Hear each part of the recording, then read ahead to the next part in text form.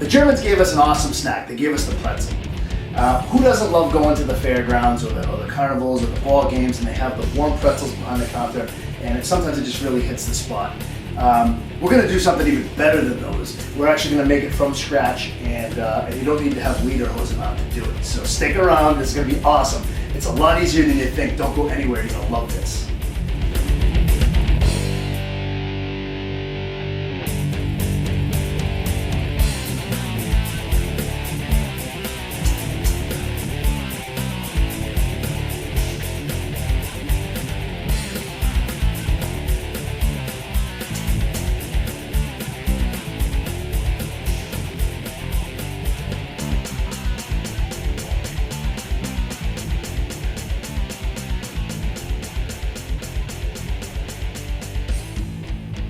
All right, so we're going to start with a simple, basic recipe, pretzel recipe. We're going to keep it nice and simple. And the real good thing about this is you hear me talk about it in other episodes too, is I think it's really important to get the kids involved. And if you're really looking for something different to do that's a little bit inexpensive, this is a cool thing to do. It's hands-on. The kids would have a blast making their own pretzels. You can throw a bunch of different flavorings out there. We'll talk about some of them in the episode. And the kids can make their own pretzels, and that's a nice hands-on thing, and it's something that kills time. It's a little bit messy, but you know that's what being a kid is all about. So, but it's got 5 simple ingredients to get the dough started, and really that's what we're going to do is we're going to put the 3 first ingredients, which is 1 tablespoon of dry active yeast, right into a medium-sized mixing bowl, 1 teaspoon of coarse sea salt, and 3 tablespoons of brown sugar. I know it seems like a lot of sugar for the recipe, but that's what it is. Now, I just kind of mix this up, get the yeast and the sugars and everything all together, and then we're going to add 1 cup of warm water. And what I mean by warm is when you stick your finger in, you shouldn't really be able to feel the temperature. That's how close you want to be. You don't want to be too hot because it'll kill the yeast. And we talked about that in the pizza dough recipe, same thing. When you put your fingers in there, you want it to be just above body temperature, so about 100 degrees is perfect. So we're going to add that right into the yeast. We're going to stir that around, and the sugar, between the sugar and the water, that yeast is really going to get going. And in just a couple of minutes or so, you're going to see the liquid is going to start to get a little foamy, a little cloudy on top, and that's actually the yeast kicking in. And then what we'll do is we'll add our flour. So let's let that go. And we don't want to overmix it too much because we don't want to kill anything. So let that yeast do its thing. But we ended up measuring out, I've got about 2.5 to 3 cups of flour in there. I'm going to put the first 2.5 cups in, and as I'm mixing it, we're going to find out if we need to add more, we'll add more. But I don't think, I like to keep a little bench flour handy anyway, just so like when I start to roll out the dough, we have that extra flour. So, but as we go forward here, this yeast is just about ready. And you want to come in and see the cloudies starting to form on the top. And that's actually the yeast that's starting to feed, it's starting to do its thing, and the water is actually, the sugars and the yeast are all going, and happy little land there. So now I'm going to add about 2 cups of flour of that, and then we're just going to start to mix it in. And I think we should use, the Egyptians had a really great culinary tool, and they passed it down from generation to generation. So I'm going to break that tool out right now, and we're going to start to mix this pizza dough up. Pretzel dough.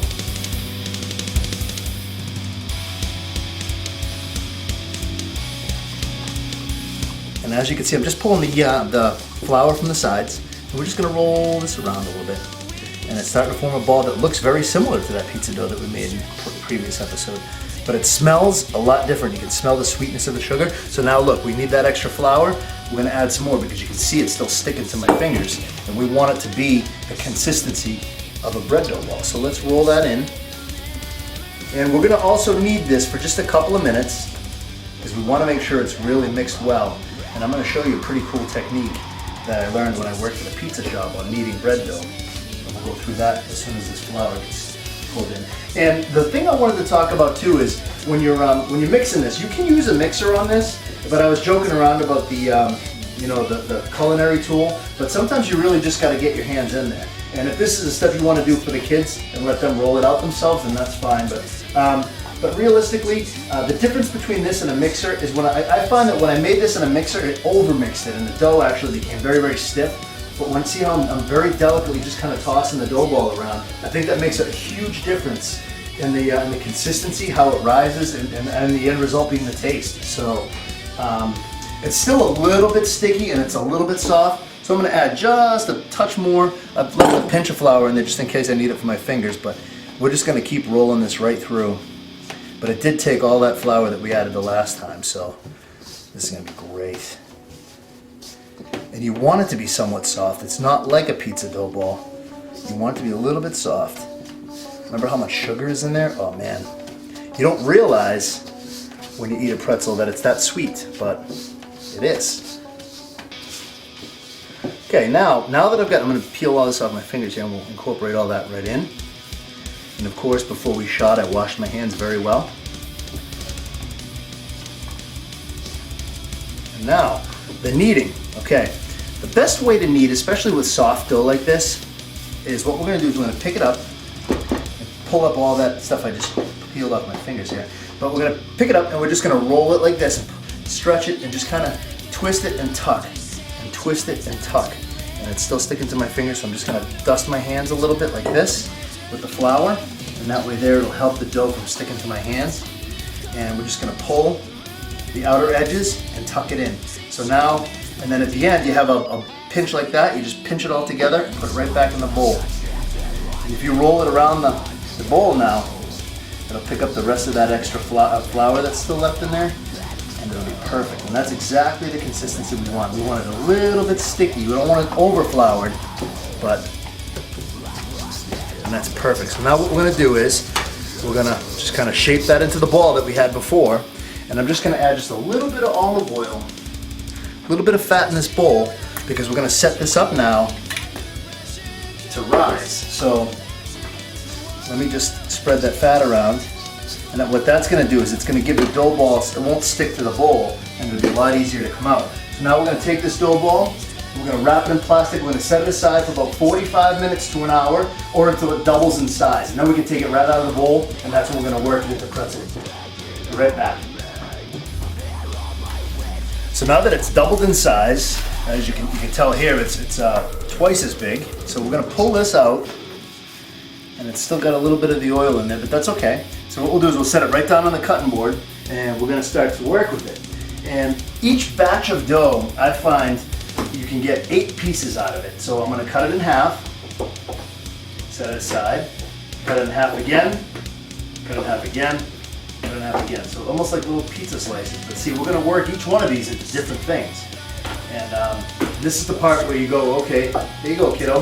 Here's your pretzel. Now follow me and we'll make it happen. And so now we've got our 8 pieces.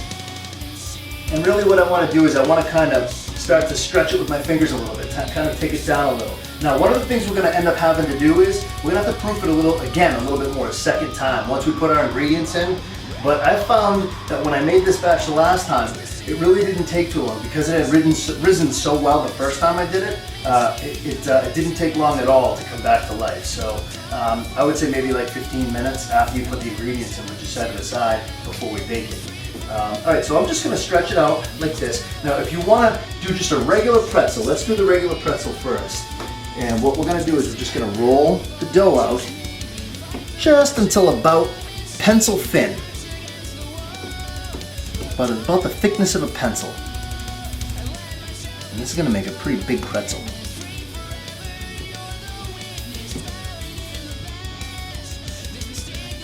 It's going to kick back, it's going to spring back on you, but that's okay. Now you want to shape it like this, and then like bring it back over again like this.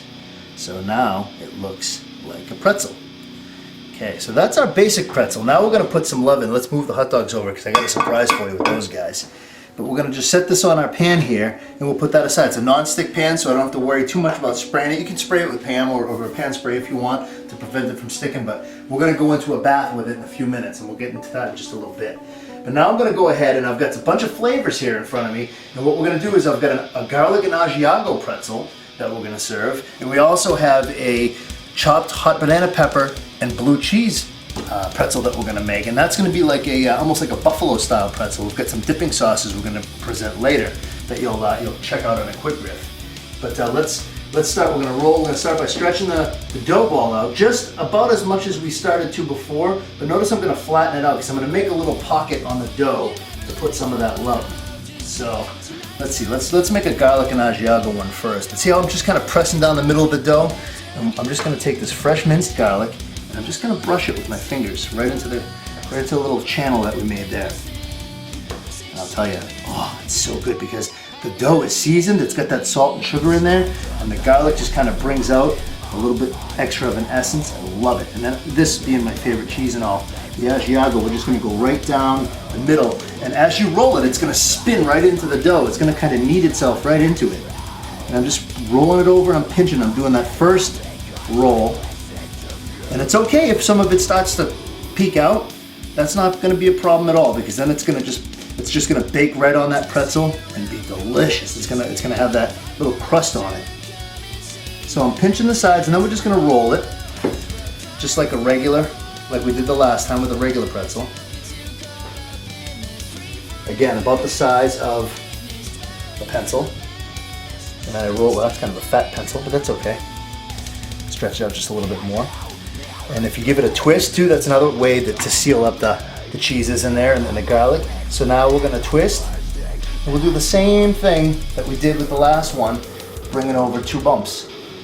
And that's how you can describe it to the kids. Bring one over this way and one over this way. Open them up and then just press down a little bit so they stick together. And there's our garlic and Asiago one. And if you want to know the difference, we can, after we give it the bath, which we're going to talk about in a minute, we'll sprinkle a little more Asiago cheese on top of that one and we'll know that that's what that one is. Now we'll stretch another one out. And let's do the blue cheese and banana pepper one because this one is going to be buffalo style. We're going to put some hot sauce on the side that you can dip into. Oh man, I'm telling you what, not only is it good for, maybe you're going to a party with kids, but also tailgate food. I mean, you could do this at a birthday, at anything, any event that you're having. You can even make sticks and then cut them into wedges and serve them with dipping sauce. Put them on an appetizer tray. I'm just kind of doing the same thing. I made that little channel and I'm pressing some of this nice gorgonzola right into there. And then we're going to sprinkle some of these chopped banana peppers right in there too. And we're going to roll them the same way we did the others. And this dough is so good to work with. So now I'm going to tuck this in. Do the same thing. I kind of made a pocket and I'm pinching it shut. And again, when you go to roll it back out again, there's a chance that some areas are going to pop open again, and that's okay. Because what's going to happen is, it's going to melt when you go to bake them anyway. You want to try to keep them sealed when we get to the bath part, but if they pop open during that baking process, that's perfectly fine. Because that cheese is, like I said, it's going to melt and brown up on those pretzels, so it's going to be awesome. Alright, so we've got this one rolled out, and we're going to bring it over again, and we're getting a little repetitive, but that's okay, because we've got the same thing going on here. Now this is our pepper, and put that one in a different part of the tray so you know what that is. You can actually see the peppers in there a little bit too. But now we're going to get to something a little more creative. And I've got this dough, same thing, I'm going to start to stretch it out the same way we did all the other ones. And try to keep it one thickness. Now what I'm trying to do here is, I'm trying to keep it the same distance and width this way. So I'm trying to spread out the thin parts and I'm trying to shrink down the thick parts so we have it to be maybe 3/4 of an inch to an inch long. And why am I doing that? Because we're going to take one of these Franks here and we're going to make a pig in a blanket with pretzel dough. So now what I did was I just wrapped the top end of the hot dog and I've got it at about a 45-degree angle. The trick to rolling this is you always want to have one edge of the pretzel dough touching the other edge so it'll stay sealed. So we're going to roll it and see how I'm rolling it at an angle and it's kind of overlapping. See that overlap right there? You want to have that, but you don't want to have too much because then you want the dough to cook right through. You don't want it to be too doughy. So we're just going to roll it right down the dog, right down to the edge. And if you have a little bit extra, that's okay. We'll just cut that part right out. And we're going to also give the dog the bath that we're going to give on the other guys. But see that? Now it looks like almost like a croissant. It looks like a pig in a blanket. But it's actually pretzel dough. And we'll put that on the tray as well. Let's do another one. I've got one more Frank to do. We'll stretch out the dough. Again, same thing. We're trying to keep the same thickness all the way down.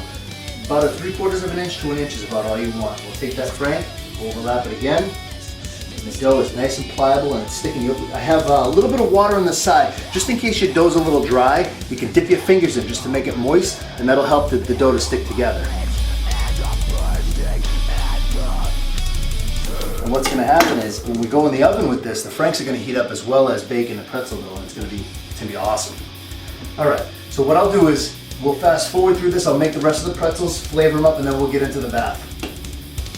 Okay, so the bath that we keep talking about is the most critical step in pretzel making. It's actually a technique that actually helps to make that skin on the outside of the pretzel really, really dark. What I've got is I've got a quart of hot water in here, and I just want to get it hot enough so you can almost not touch it. It's got to be really hot water. And I've got 4 tablespoons of baking soda, and I'm going right into that water.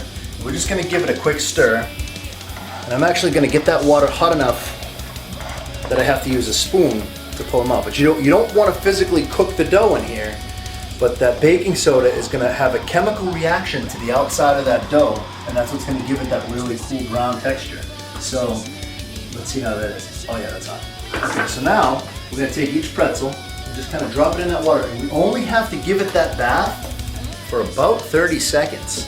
So we'll drop it in there, not even, between 20 and 30 seconds they say. But so we drop them in there, just let them chill out there for a second. There we go. And what that's going to do is that baking soda is already having the reaction on that dough on the outside. So we'll pull these guys out, get them set up to bake. Plop them right back on the tray. And like I said, I'm gonna shut this down because we don't necessarily want to cook them in here. We just want to get that reaction from the baking soda. So now we'll just dip those and we'll just keep going right through these guys until we're all done.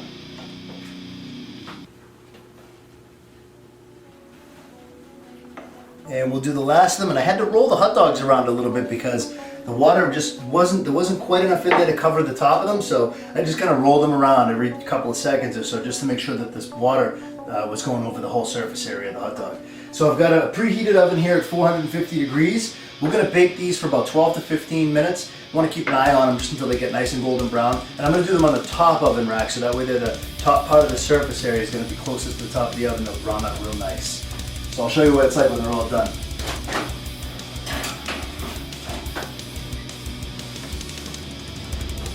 Oh yeah, baby, look at these. These are so cool. All right, we've got our Franks. We've got our cheese wrapped ones. We've got our blue cheese and hot pepper ones. We've got our Asiago ones, and we have our plain ones here. So now what we're going to do is we're going to take a paper towel. I'm just going to fold it because it's like an extension of my finger. What I do is I just dip it into a little bit of melted butter, and I just brush the tops of them so they get nice and golden. And then, since we've already got salt inside the recipe, inside the dough, I like to just sprinkle a little bit of the kosher, the sea salt on them. But if you want to do it the old-fashioned way, you can actually take this pretzel and press it, lay the salt on a plate and press it right in. But I'd prefer not to put that much salt on it. So what I'm going to do is I'm just going to lightly dust it with some of that kosher salt, because you'd be surprised at how much you really don't need on it. Because like I said, it's already in the dough, so we're good to go there. All right. So like I said, just brushing it lightly with butter, give it that nice sheen. Just a little sprinkle of the salt. And that'll help, the butter will help it stick. Oh yeah, baby. All right, so now let me get the rack. So with this masterpiece of German bread dough that we put together here, we've decided to pair it with 3 nice dipping sauces that we thought went really well with them. We have a spicy buffalo sauce here that goes with the blue cheese and banana pepper. We have a honey mustard that you can pair with either the Asiago and garlic or the plain one that we did.